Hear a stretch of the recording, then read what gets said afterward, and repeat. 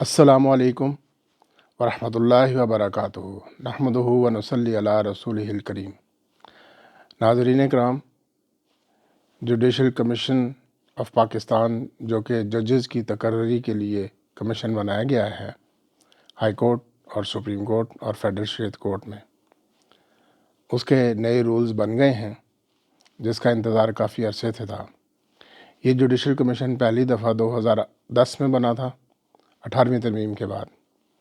اس میں supreme court نے زبردستی امنڈمنٹس کرائی تھیں اور اس کے بعد جوڈیشری کا ہی اس میں زیادہ رول تھا کہ ججز کون اپوائنٹ ہوتے ہیں، اور پچھلے 2010 سے لے کے اور اس سے پہلے بھی یہی ہوتا تھا کہ بڑے بڑے چیمبرز کے وکیل ججز کے بیٹے، بھتیجے، بھانجے اور چیمبرز کے وکیل جج بنتے تھے سفارش پہ۔ زیادہ تر کمپیٹنٹ بھی ہوتے تھے لیکن زیادہ ان میں تعداد وہی ہوتی تھی جو کہ سفارش پہ اپوائنٹمنٹس ہوتی تھیں۔ اب یہ پہلی دفعہ 2024 میں یہ پروپوز ہوئے ہیں رولز، اور ان کو سپریم کورٹ کی ویب سائٹ پہ اپلوڈ کیا گیا ہے کہ لوگ ان کو پڑھیں اور اپنی تجاویز دیں۔ تو ویسے میں نے کل پڑھے ہیں، اس میں جو پرفارما دیا گیا ہے، جو کوالیفیکیشن ہونی چاہیے وکیل میں یا سیشن جج میں ہائی کورٹ کا جج بننے کے لیے، تو وہ تو ایسی ہیں کہ شاید ہی کوئی وکیل اس پہ پورا اترے گا میرٹس پہ۔ تو ورنہ جیسی لسٹس آئی تھیں ابھی 3-4 دن پہلے، تو وہ بھی کمال کے نام، اور وہ وہی نام تھے ججز کے بیٹے، اور جو سیاسی وکیل ہیں وہی تھے۔ جو کام کرنے والے وکیل ہیں، جو کمپیٹنٹ ہیں، جن کے پاس کیسز ہیں، جو مٹیریل پروفیشنل کام کرتے ہیں، ان کے نام نہیں تھے۔ تو بہرحال اب دیکھتے ہیں کہ اس کے بعد نئے نام آتے ہیں، رولز اپروو ہوتے ہیں کہ نہیں ہوتے۔ یہ 21 دسمبر کو میٹنگ ہے supreme judicial commission of Pakistan کی۔ اگر یہ رولز اپروو ہو گئے تو اس کے تحت پھر نامینیشنز نہیں آئیں گی۔ اس کے علاوہ یعنی کہ آج میں نے پڑھی ہے، جسٹس یحییٰ آفریدی جو چیف جسٹس ہیں آج کل پاکستان کے، انہوں نے بھٹو ریفرنس میں اپنی اوپینین دی ہے۔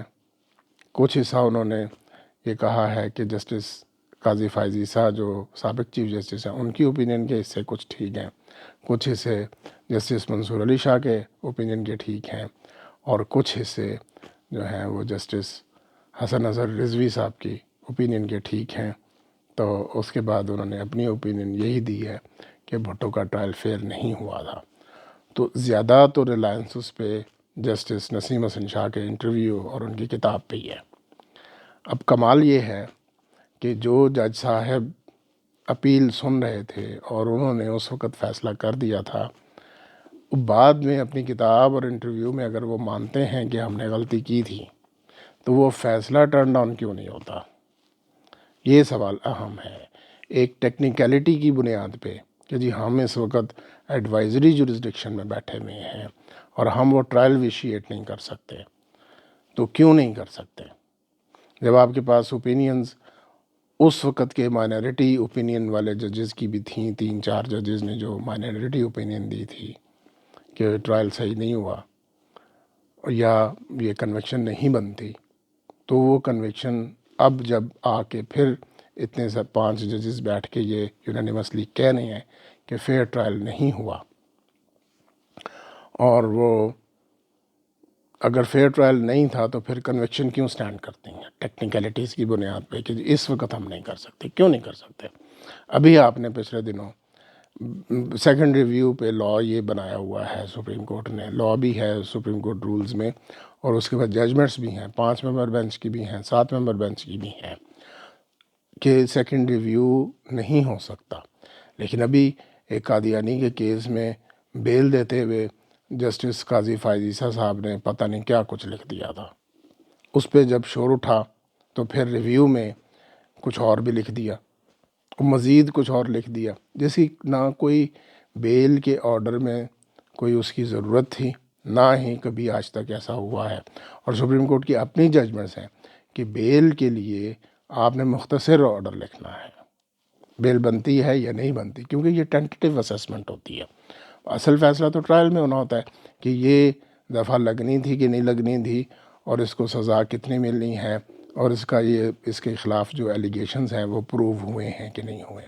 زیادہ سے زیادہ یہ ہو سکتا تھا کہ اگر آپ نے بیل دینی تھی دے دیتے، اور اس کے بعد ڈائریکشن دیتے تھے کہ ٹرائل جلدی ہو جائے، لیکن اس میں ایک اپلیکیشن کریکشن کی فائل ہوئی، اور اس کریکشن میں انہوں نے پورے وہ دونوں فیصلے واپس لے لیے، ریویو والا بھی واپس لے لیا اور مین آرڈر بھی واپس لے لیا۔ تو کیوں بھٹو کے ٹرائل میں ایسا نہیں ہو سکتا؟